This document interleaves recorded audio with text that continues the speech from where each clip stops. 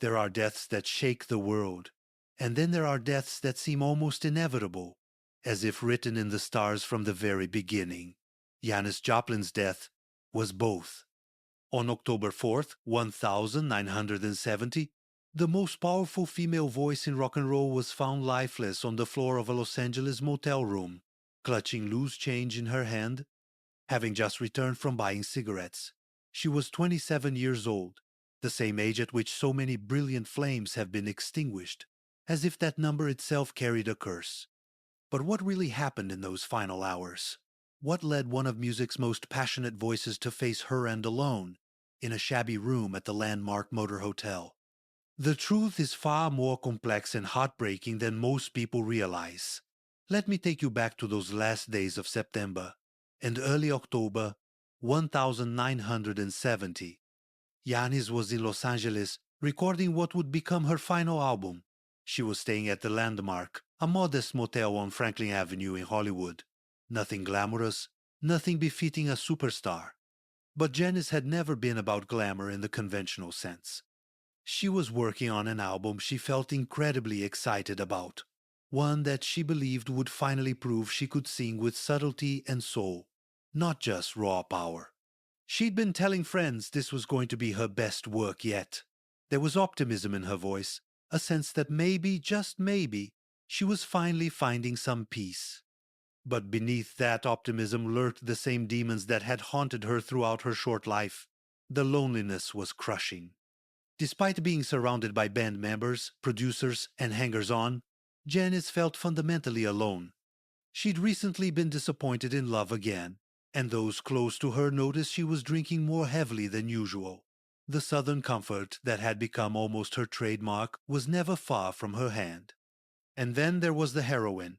She'd been clean for a while, or so people thought, but the truth was more complicated. Addiction doesn't simply vanish because you want it to. On Saturday, October 3rd, she recorded what would be her final vocal track. Her producer noticed nothing unusual. She seemed in good spirits, pleased with how the recording was going. She left the studio that evening, made plans to return the following day, and headed back to the Landmark. What happened in those next hours has been pieced together from various accounts, but the complete picture remains frustratingly incomplete. We know she went to Barney's Beanery, a local hangout, for drinks. We know she returned to her motel room sometime after midnight. We know she shot up heroin that was far purer than what she was accustomed to. And we know that by Sunday afternoon, when she failed to show up for her recording session, her road manager John Cook went to check on her. What he found would become one of rock and roll's most tragic images. Janis was lying wedged between the bed and a nightstand, her face bloodied from hitting the table as she fell. In her hand, $4.50 in change. She'd apparently gone to the lobby to buy cigarettes and returned to her room to get high.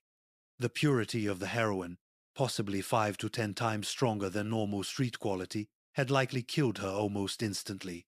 There was no dramatic struggle, no cry for help, just a woman alone with her addiction, seeking comfort the only way she knew how, and finding instead an ending she never expected. But who was Janis Joplin before that tragic night? How does a girl from Port Arthur, Texas, become the queen of psychedelic rock, only to die alone in a Hollywood motel? Janis Lynn Joplin was born on January 19th, 1943, in Port Arthur, a refinery town on the Texas Gulf Coast. It wasn't the kind of place that bred rock stars. It was conservative, conventional, a place where fitting in mattered more than standing out. And Janis never fit in. From early childhood, she was different. She was smart, creative, rebellious. She read voraciously, painted, questioned everything. In the conformist atmosphere of 1952nd, Texas, this made her a target. High school was particularly brutal.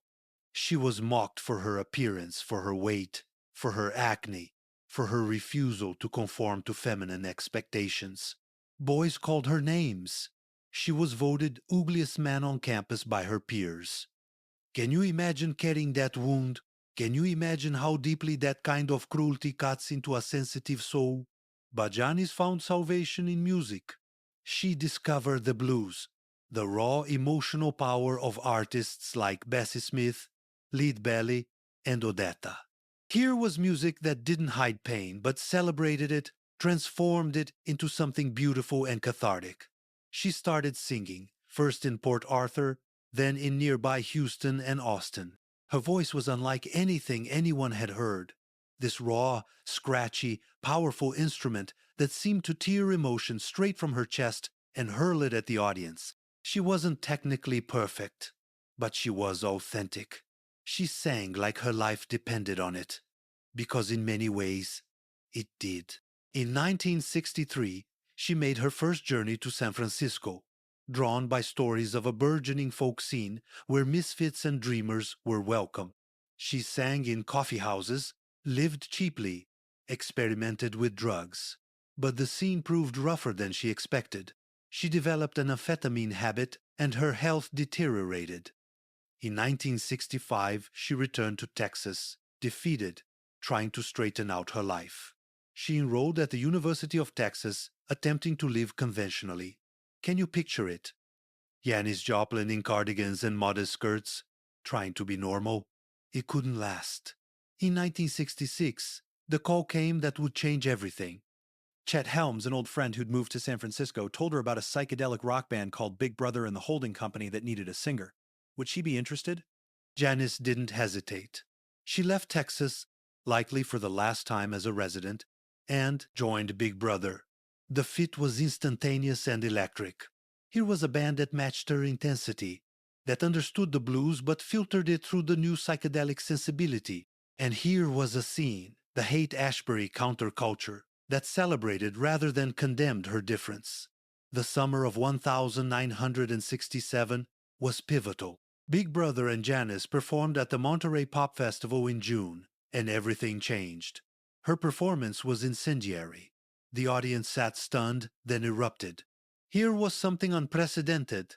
A white woman singing the blues with the passion and authenticity of the great black blues singer she idolized, but filtered through pure rock and roll fury.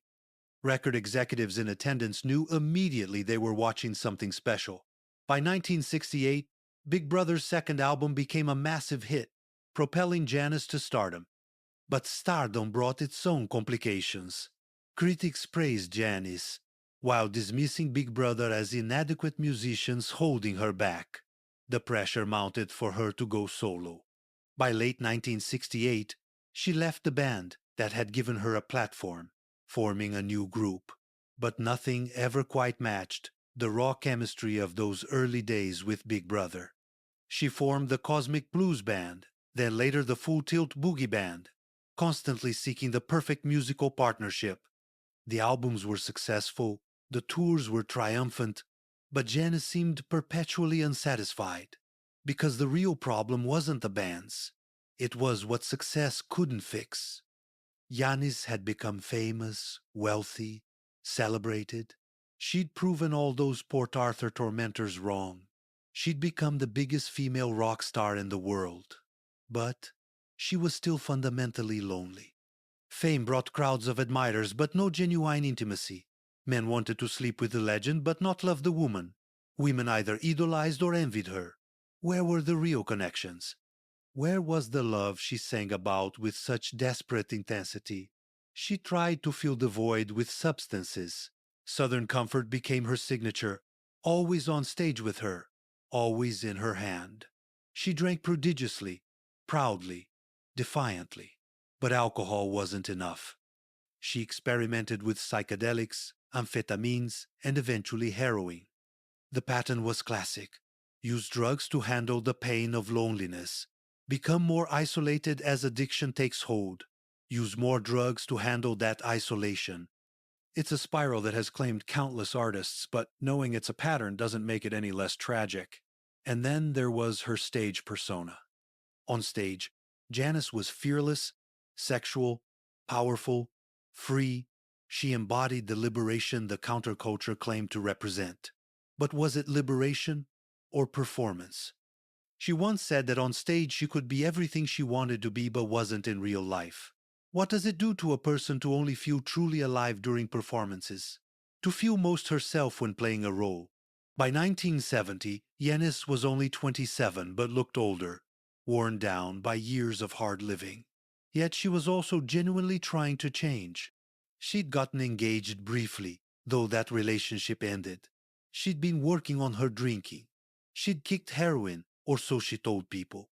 She seemed to be looking toward a future that involved more than just the next album, the next tour, the next high.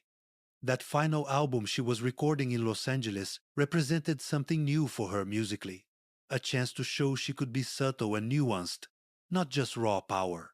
Which makes what happened on October 4th all the more devastating. Because this wasn't someone who'd given up. This was someone still fighting, still hoping, still reaching for something better. But addiction doesn't care about hope. It doesn't care about talent or plans or potential. And the heroin she used that night was apparently much purer than the diluted street quality she was used to. Some have speculated it was the same batch that killed several other people in Los Angeles that week. She likely didn't know what she was taking. One shot, one tragic miscalculation, and she was gone. The news broke on Monday, October 5th. The rock world went into immediate shock. How could Janis be dead? She was supposed to be invincible, this force of nature who poured everything into her music and her living. Radio stations played her music continuously. Fellow musicians expressed disbelief and grief. Fans gathered in San Francisco, in New York, in cities around the world, mourning collectively. The comparisons to Jimi Hendrix, who had died just weeks earlier at the same age, were immediate and eerie. Was there really a curse attached to 27? Or was it simply that the lifestyle the rock and roll culture promoted was inherently unsustainable? Her funeral in Port Arthur was small and private. The town that had once rejected her claimed her in death, though one wonders what she would have thought about that. Some of those who'd mocked her in high school came to pay respects, perhaps feeling guilty, perhaps not. Her family buried her ashes in the cemetery. A daughter of Port Arthur returned home for the last time. But even in death, Janis wasn't finished giving. The album she'd been recording, ultimately titled Pearl, was released posthumously in January 1971. It became her biggest commercial success, topping the charts and featuring her only #1 single. The irony wasn't lost on anyone. In death, she achieved the mainstream acceptance that had eluded her in life. The album showcased exactly what she'd been trying to prove, that she could sing with nuance and control, not just raw power. It was a bittersweet victory, this posthumous validation. In the years since, Janis Joplin's legacy has only grown. She's been inducted into the Rock and Roll Hall of Fame. Her recordings continue to sell. Documentaries explore her life. Biographies attempt to capture her complexity. Young singers cite her as an influence. But what exactly is her legacy? What does Janis Joplin mean more than 50 years after her death? First, and most obviously, she was a vocal pioneer. She proved that a woman could front a rock band with the same raw power and authenticity as any man. She didn't sing pretty or polite. She sang with everything she had, holding nothing back. Every performance was an act of emotional exorcism, a purging of pain and passion. She influenced generations of female rock singers, from Pat Benatar to Courtney Love to Pink, showing them that power and femininity weren't mutually exclusive. But beyond the vocal influence, Janis represented something deeper. She embodied the contradictions and complications of the counterculture itself. She was supposed to represent freedom and liberation, and in many ways she did. She lived on her own terms, rejected conventional femininity, claimed sexual agency, and pursued her art without compromise. But she was also deeply wounded, desperately lonely, and ultimately destroyed by the very lifestyle the counterculture celebrated.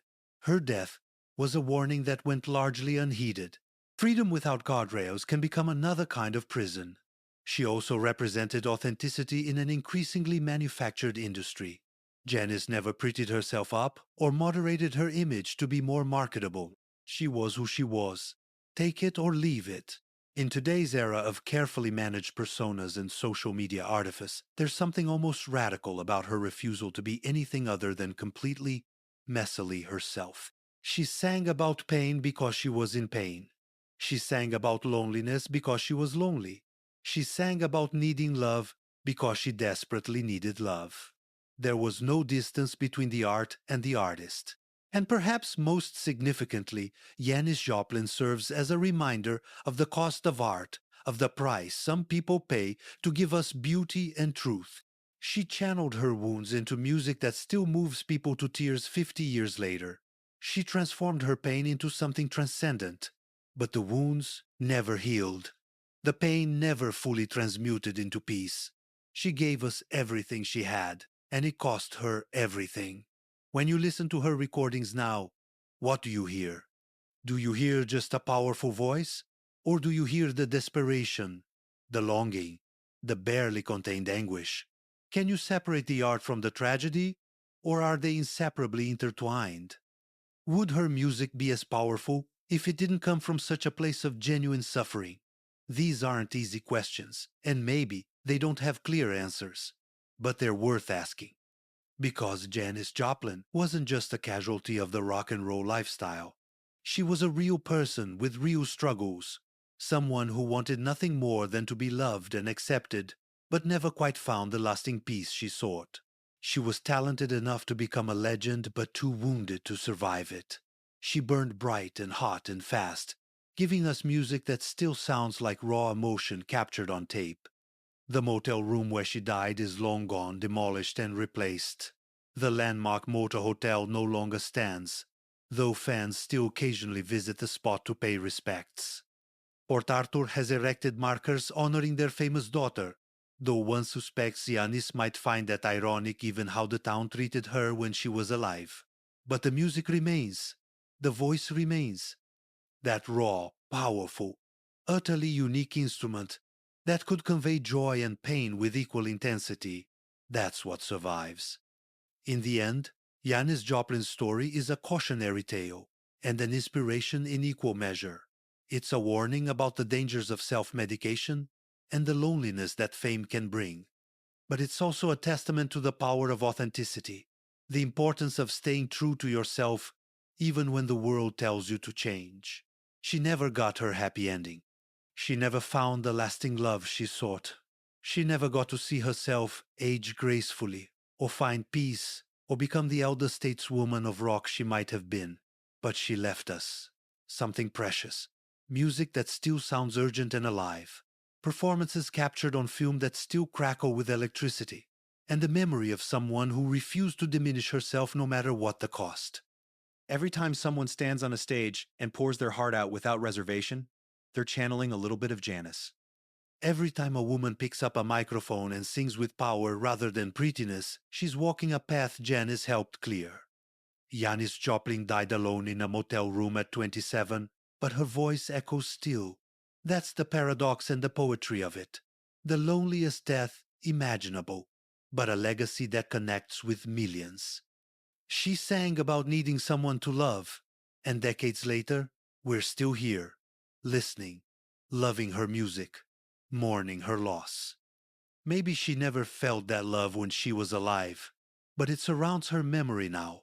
Maybe that's the cruelest irony of all, or maybe it's a kind of redemption. Either way, more than 50 years after that October night, Janis Joplin remains unforgettable, irreplaceable, and impossibly alive every time someone drops a needle on one of her records and hears that voice come roaring out of the speakers, demanding to be felt.